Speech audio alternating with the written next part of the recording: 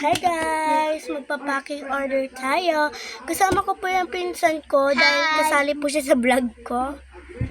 So, ayan. May bracelet nga po dito. Opo, yan po. Dati po, doon po ako dati, kaso wag ko napakita dahil baka may mangyari. Wait lang guys, gagawin po kami ng packing. So guys, clear glue tayo ngayon dahil glue ko siya. Wala po akong tape kaya no choice na tayo. So guys, ano din po, isa lang nga po yung nag-order kaso may pinsan din po siya.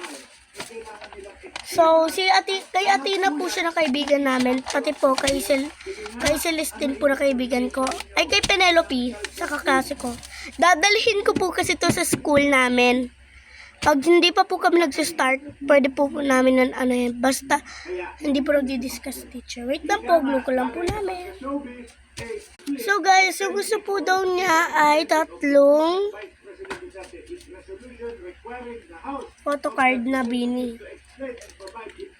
2 po daw silang lahat, tas isa po daw na maloy. Ayan. So, sorry po na medyo pangit po siya. So, bigyan na lang po kitang freebie na ponytail.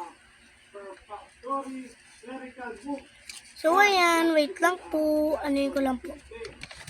Ayan guys, nire-wrap ko po yung photocard dito. Kung, Ito yung ayan. binigay sa Bili na po kayo dito. Ano lang nyo po, doon po sa Facebook namin, mag-comment na lang po kayo dyan kahit saan. Tapos sabihin nyo po kung ano po address nyo.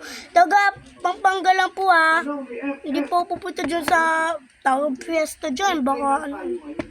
Dito lang po sa Severa lang. Severa po. Sino po yung taga Severa dyan?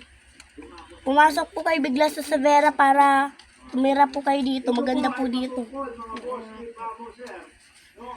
Yun nga lang. Dami na kaano. So, wait lang guys. Update ko muna kayo. By the way guys, nakalimutan ko pala po yung intro ko. Don't forget to like, comment, and share. What is up to you guys? So, hi na lang. So guys, opo. Hindi ko po to, yung mga iba ko pong video, sinisave draft ko lang po. Wait lang ane. Yung mga iba kong video po, sinisave draft ko lang po sila. Part 2 na lang po to.